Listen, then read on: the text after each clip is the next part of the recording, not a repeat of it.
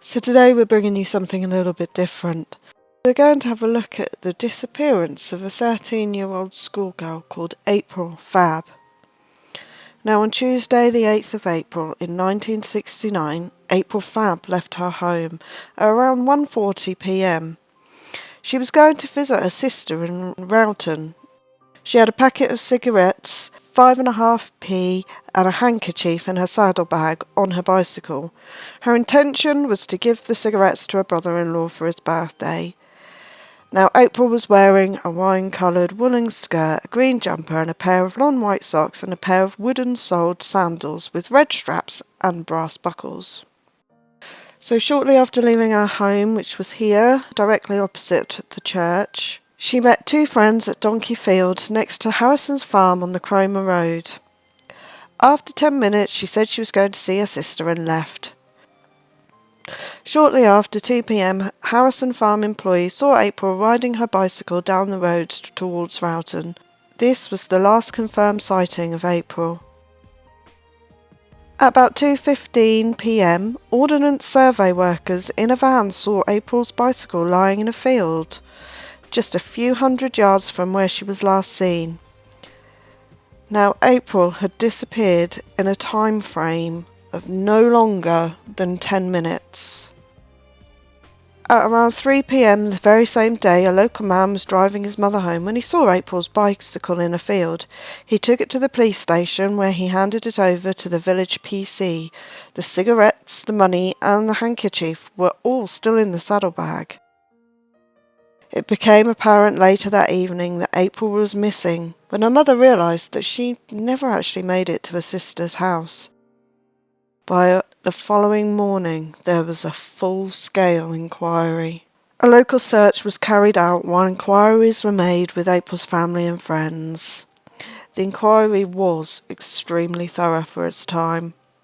Although numerous lines of inquiries were pursued, April has never been seen since. Now this case is still one of the most high profile in Norfolk's history, and despite the passing of time it continues to be prominent in the public's and the constabulary's mind.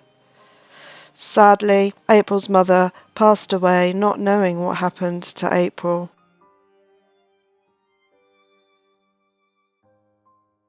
However, this was not the end of disappearing children in Norfolk. There was a boy called Stephen Newen who was born on the 15th of April in 1958 in Blackpool, but he was living with his mother in Lee Warner Avenue in Fakenham when he went missing on Tuesday the 2nd of September, again in 1969, and he was just 11 years old. Now, a little bit of history here.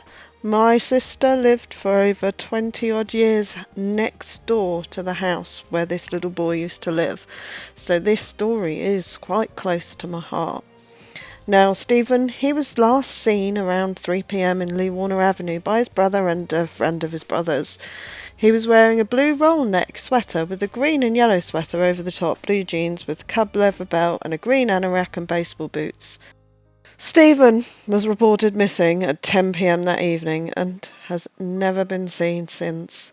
Now, as a Fakenham girl, there has been loads of rumours about where Stephen is. The local legend says that he's down some wells at the bottom of the drift. Apparently it's long been known that he's down there, but there was a new build built on top of it, and so that area has never been investigated. Now, strangely, his satchel was found near a water tower near his home. Now, at that time, and I remember it being there were two water towers. Now there is only one. There is also a new build on the site where the old water tower used to be. And although there were many potential sightings of Stephen, nothing significant was ever discovered. So, were these two linked? Who knows?